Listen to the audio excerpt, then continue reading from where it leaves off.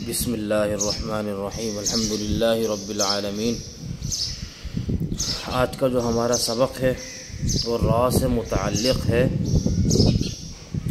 آپ حضرات کے سامنے چونکہ سبق نمبر 1 میں جو ہے حروف تہجی کو ذکر کیا تھا، تو اس کے ضمن میں جو ہے حروف کی ادائیگی کو بھی ذکر کیا تھا کہ کون سے حروف کس طریقے سے ادا ہوتے ہیں۔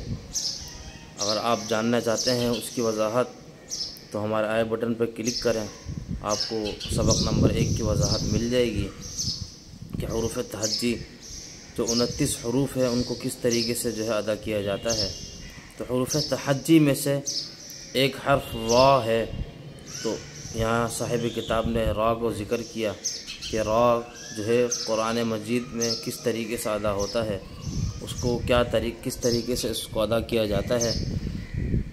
تو صاحب کتاب یہاں پہ را کو ذکر کر رہے ہیں کہ را کے قواعد کتنے ہیں۔ تو را کے جو ہے 4 قاعدے ہیں، را کے 4 قاعدے ہیں۔ تو پہلا جو قاعدہ ہے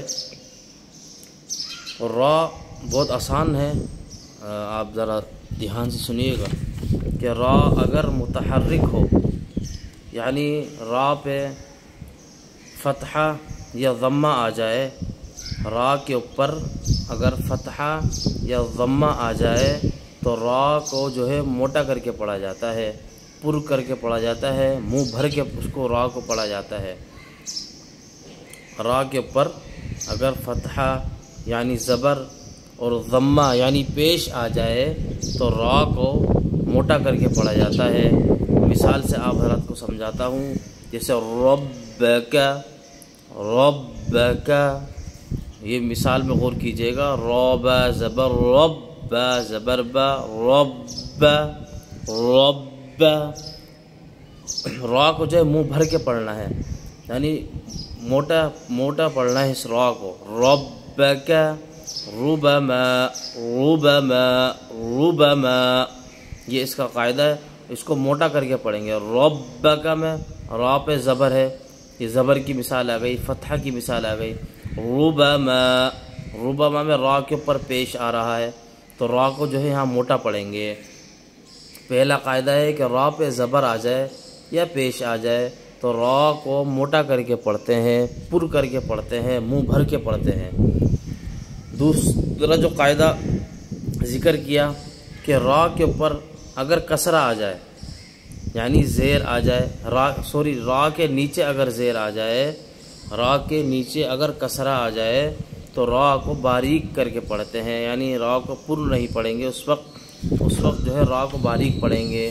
جیسے رجال، ریجا، ریجا، را زیر ری، رجال، یہاں پہ را کو باریک پڑھیں گے، موٹا نہیں پڑھیں گے۔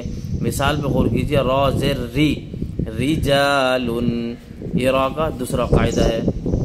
2 قاعدے آپ حضرات کے سامنے ذکر کیے۔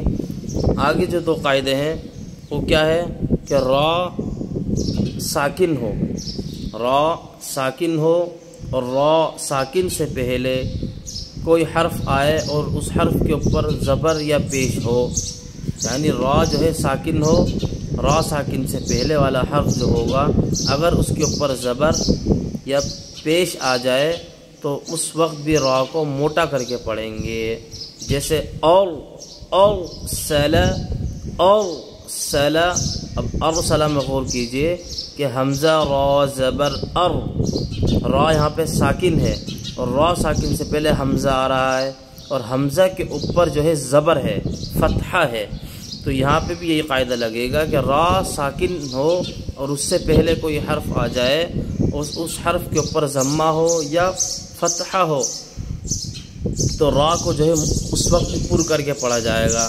جیسے اور سلا، یہ زبر کی مثال، فتحہ کی مثال ہے، اور اسی طریقے سے پیش کی مثال یرسلون، یرزقون، یرسلون، یرزقون، یہاں پہ بھی را کو منہ بھر کے پڑھیں گے، یرزقون، یا را پیش یہاں پہ بھی غور کی کہ را جو ہے را ساکن ہے، اس سے پہلے جو ہے پیش آ رہا ہے، اس سے پہلے پیش آ رہا ہے، را ساکن اس سے پہلے پیش آ رہا ہے، تو یہاں بھی را کو موٹا پڑھیں گے۔ یہ تیسرا قاعدہ ہے را کا کہ را اگر ساکن ہو، اس سے پہلے زبر آ جائے یا پیش آ جائے تو را ساکن کو موٹا کر کے پڑھیں گے، پر کر کے پڑھیں گے۔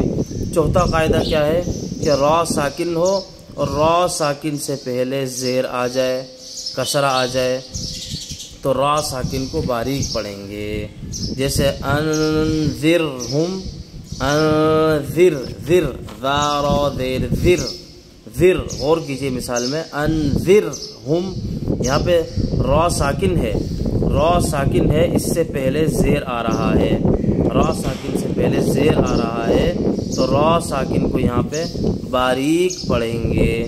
یہ را کی وضاحت تھی، یہ را کے قواعد تھے جو آپ حضرات کے سامنے بیان کیے۔ اللہ تعالیٰ جو ہے صحیح طریقے سے تجوید کو پڑھنے کی، پڑھانے کی توفیق نصیب فرمائے۔ انشاءاللہ اگلا سبق آئندہ ویڈیو میں ذکر کیا جائے گا۔ والسلام ورحمۃ اللہ وبرکاتہ۔